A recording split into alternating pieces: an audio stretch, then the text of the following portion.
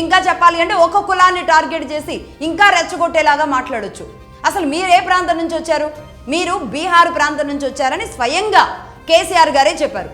రమ్యారావు గారు కూడా చెప్పారు, మీ బిడ్డే, మీ ఇంటి బిడ్డే. ఆవిడ కూడా చెప్పారు బీహార్ ప్రాంతం నుంచి వెలమలు వచ్చారు అని చెప్పి. మరి ఇదే వెలమలు బీహార్ ప్రాంతం నుంచి వచ్చినా మరి మీ అందరినీ కూడా బీహార్కి పార్సిల్ చేయాలా?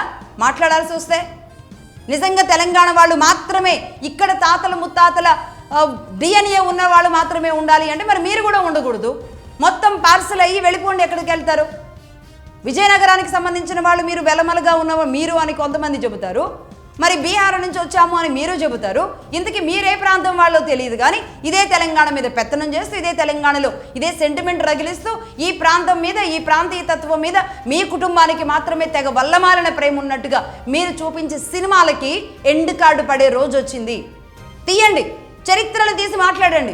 మీరు 50 ఏళ్ల చరిత్ర తీస్తే నేను 100 ఏళ్ల చరిత్ర తీస్తా. మీరు 100 ఏళ్ల చరిత్ర తీస్తే మగధా న్యూస్ 200 ఏళ్ళు 2000 ఏళ్ల చరిత్ర కూడా తీస్తుంది.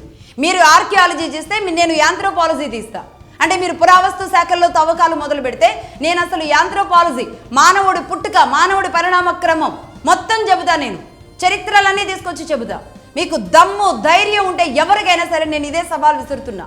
ఇదే బీఆర్ఎస్ పార్టీయో టీఆర్ఎస్ పార్టీయో ఇన్నాళ్ల పాటు ఇదే సెంటిమెంట్తో, ప్రాంతాల సెంటిమెంట్తో రెచ్చిపోయి ఇన్నాళ్ల పాటు పిచ్చి వాళ్ళని చేశారో, ఇక నుంచి మీ నూకలు చెల్లవు.